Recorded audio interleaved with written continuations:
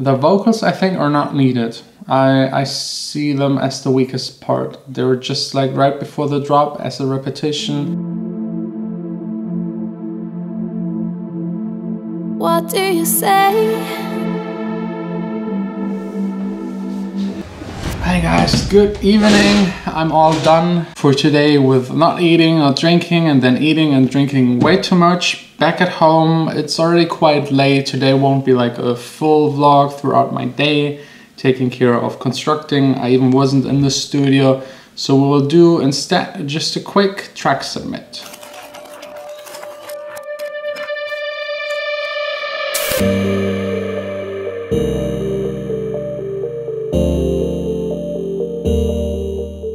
Welcome to Track Submits, the little segment within my daily vlog where I just listen to your songs, pick 5 of them to present them to you, give feedback and try to help you to improve for your next song and getting closer to a label release. If you're interested to submit your song, the link is down below in the description. And what I love about it is you really never know what you will get. Sometimes really good songs, sometimes really bad songs, sometimes something in between. Sometimes very unique songs, and sometimes it's just 5 times almost the same song, because I don't know why, but everyone is doing like future bass at the moment. But let's get just right into it. The first song is by Jebba Stewart and it's called Real Than Reality. Can you smile? I can change your life now.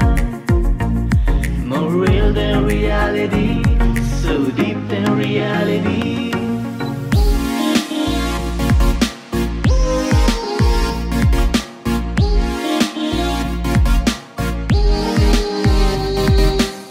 Okay, first up, the vocals aren't the best. Really, just not the best, the vocal performance. I don't know if the person sang it himself, but yeah, there is quite a lot that needs to be improved on the vocal front, but that's sometimes something you don't have under control as a producer. If you get vocals like this and you have to make a song, that's just what you have to work with.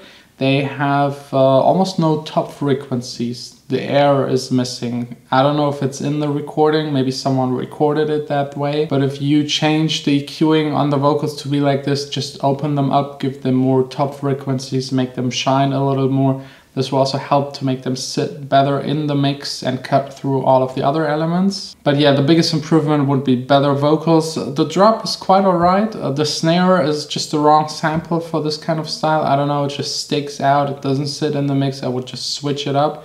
The main synthesizer sound is actually quite alright, and I think like the best element in the song, mixing wise, the kick sits too high. It's like the wrong kick, it's more an acoustic kick. Song structure is actually also one of the better elements. Here it's really like there's just a couple of years of experience missing. Because I mean, everything is there that you need for a song, so it sounds like a song. It has the right length, the right arrangement, the right elements in it. It's not overloaded and it's not too empty, but all of the elements in there need some polishing, like quite a lot of polishing and experience. This will just come over time.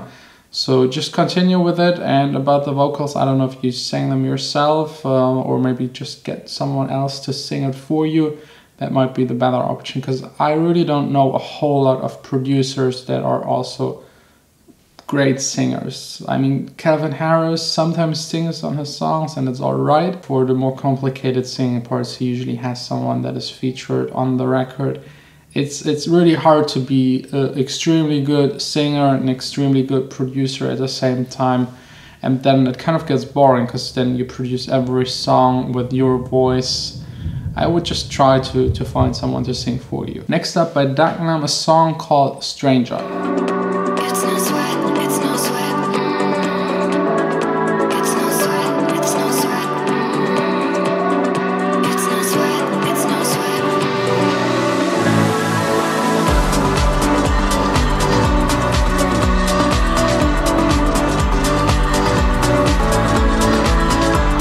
Okay, here first of all, the vocals are a million times better. The voice is actually really nice. She has like this sexy US kind of tone to it, if you know what I mean. It's very modern. The lyrics, I don't know if this is out of a sample pack and just cut in this way, but it's very repetitive right before the drop. You can do that sometimes, but then please have more automation or let the singer repeat it instead of looping it, because if the singer repeats it, they can kind of escalate it with the voice and kind of make it rise and change the repetition and make it more interesting. If you just loop it up, then please filter it or have some other effects in the background, or maybe put more and more and more reverb on top and kind of wash it out that disappears right before the drop. The drop itself is a bit muddy, like too many elements. I like the drive of it. It's very like fast paced in a nice way, not hectic at all. I like the arpeggiator, but the EQing between all of those elements that are in the drop, it's muddy. I would just low cut a bunch of them to make more room. And again, the kick could use more punch and cut more through. I think the side chaining isn't enough for this kind of music. But I like the vibes, so I would say here maybe half a year up until to release. And I felt this coming a million miles away. You're taking me higher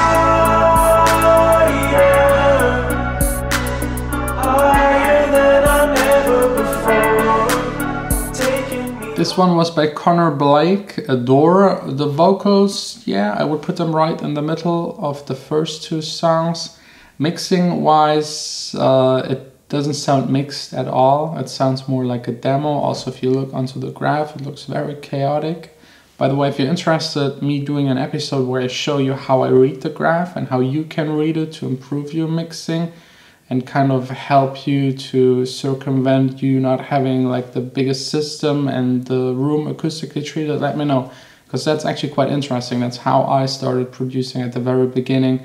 I didn't have any speakers, so I just looked at the graph, especially like for the low end, to check that, because with headphones that's quite hard. But yeah, this song, it doesn't sound mixed. Like there's like a hi-hat going on that sounds very separated and distant from the rest. The mid part is way overemphasized and the bass part is extremely muddy. There's just like a rumbling bass in the low end. So try to turn down the middle part and like make it a little bit more equal and fill out some of the gaps with elements. For example, I think a high pad would go really nice with this song. The last one for today is by Crab X, Open Doors. I think I already had a song of him in the track summit, so let's see.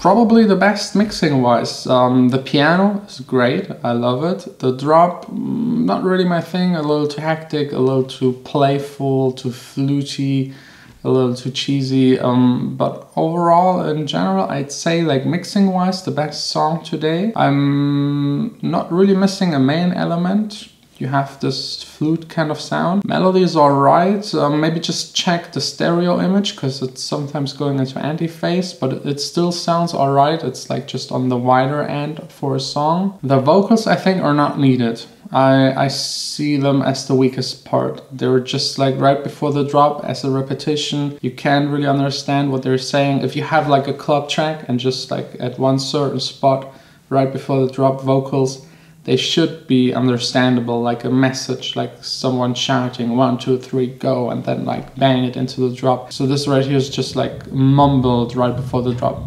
Doesn't make a whole lot of sense. I would either replace them or just leave them out, and you get a great instrumental that might be actually ready for release. So yeah, thanks a lot for listening, for checking out this track submit edition. The next one will be in a week or two, I don't know. If you want to send me songs, a link in the description. We will see us tomorrow back again, full throttle in the studio, continuing with the construction. And then hopefully finishing the construction one day.